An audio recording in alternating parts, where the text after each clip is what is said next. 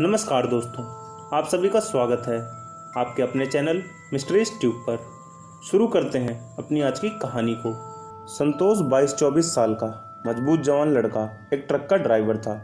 उसको सामान लाद कर कभी जयपुर तो कभी मंदसौर आना जाना होता रहता था। उसके साथ एक लड़का रवि खलासी का काम करता था।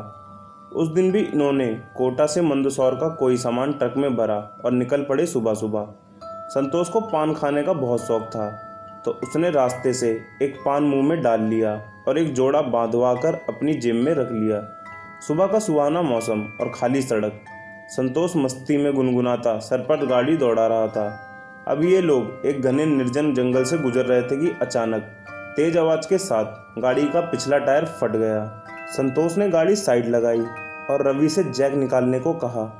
आधे घंटे अथक मेहनत के बाद पसीना बहाते हुए पहिया बदलकर ये लोग अपने सफ़र पर निकल पड़े। सब कुछ सामान्य था। कुछ आगे जाने पर संतोष की पान खाने की इच्छा हुई, किंतु ये क्या, पान तो जेब से नदारद था। संतोष ने रवि से कहा, यार मेरा पान नहीं मिल रहा है जो मैंने बधवा कर रखा था। रवि ने कहा, उस्ताद हो सकता है पहिया बदलते वक्त पान गिर गया हो। हाँ यार हो सकता है, संतोष ने गाड़ी की रफ्तार बढ़ाते हुए कहा। दोनों अपना काम खत्म करके शाम तक घर आ गए। सब सामान्य ही था। रात को संतोष अकेला छत पर सोता था। उस दिन भी खा पी कर सोया था। रात का कोई 12-1 बजा होगा। संतोष को लगा कि कोई उसकी चादर खींच रहा है।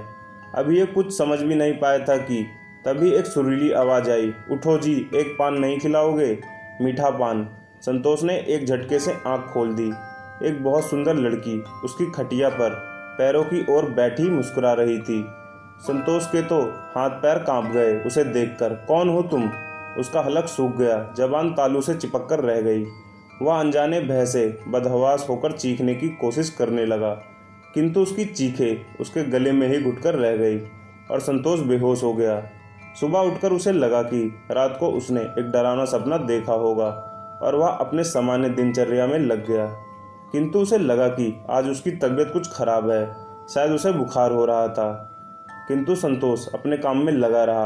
अगले दिन संतोष गाड़ी लेकर फिर उसी रास्ते पर जा रहा था कि उसकी पान खाने की इच्छा हुई।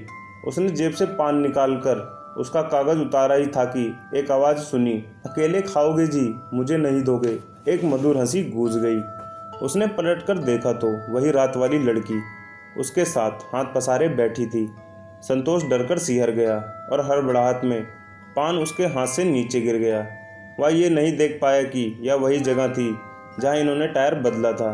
संतोष को फिर लगा कि यह उसके मन का वहम होगा और वह इस घटना को भी भूल गया। उस रात सब सामान्य रहा और सुबह से उसे अपनी तबीयत में भी कुछ सुधार लगा। अगले दिन संतोष का चक्कर जोधपुर का था और कोई अप्रत्याशित घटना नहीं हुई। रात को संतोष फिर से छत पर सोया था। समय यही कोई 12-1 का था। उसकी चादर फिर सरक गई। उसने आँख खोलकर देखा तो वही लड़की उसके सामने खड़ी मुस्कुरा रही थी। आज पान खिलाओगे नहीं? उसने मिनमिनाते हुए कहा और अपना हाथ इसके सामने फैला दिया। संतोष ने उठकर भागना चाहा, किंतु उसे लगा कि किसी ने उसे चारपाई पर चिपका दिया है। उसने चीखना चाहा, किंतु उसकी आवाज़ बस गूं गूं बनकर रह गई। सामने खड़ी लड़की उसकी हालत पर जोर से हंस रही थी और संतोष की चेतना उसे छोड़कर जा चुकी थी। संतोष सुबह देर तक नहीं उठा तो उसकी माँ उसे उठाने आ गई, किंतु ये क्या, संतोष तो खटिया से नीचे पड़ा था और कांप रहा था। उसे ऐसे देखकर उसकी माँ की चीख निकल गई। संतोष के परिजन उसे नीचे आंगन में ले आए। संतोष का पूरा बदन बुखार की आग में जल रहा था और ये जोर से कहरा रहा था। आसपास के लोग भी इकट्ठा हो गए। डॉक्टर वैद्य भी बुलाए गए, किंतु किसी को कुछ समझ में नहीं आया। तभी किसी ने सुझाया, ऊपर का चक्कर लगता है, भैरव मठ के बाबा जी को बुला लो। और एक आदमी दौड़ा भैरव गाड़ी की तरफ। भैरवनाथ बाबा जी ने आते ही कहा, हट जाओ सब यहाँ से, और वे कुछ मंत्र पढ़कर फूंकने लगे। शांत हो जाओ, ये कोई खतरनाक चुड़ैल नहीं है, बस एक अतृप्त भटकती आत्मा है। उन्होंने आसन लगाकर कोई पूजा शुरू कर दी। कुछ ही देर में संतोष स्थिर होकर बैठ गया और अनजानी मुस्कान बिखेरने लगा। कौन है तू और क्या चाहती है? बाबा भैरवनाथ ने कड़क कर पूछा।